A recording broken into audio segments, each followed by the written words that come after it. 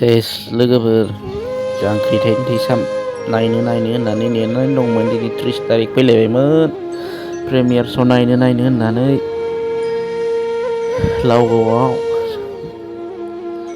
सेस दिनै अखा हानानै एथ' मोजां पेन्डेल लुनायखौ सेस खालामजोबसै।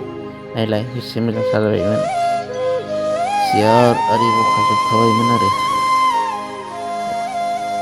सेस र' पेन्डेलफोरखौ नुवाखै बेसे मोजां सियारफोर साजायजोबलायबायमोन दिनै। नाय बेसेबांबा मोजां बखालायबायमोन आरो बबेनिफ्राय जुब अखा हानानै सेस पेन्डेलखौनो बुख्रेबजोबलांबाय आरो। नायलाय बेसेबांबा समायना सियारखौ बना दोनजोब्बायमोन सेस।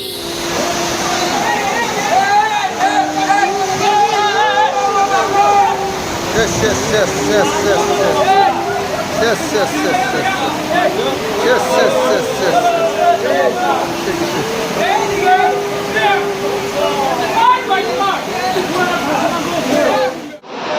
Baju balik, baju balik.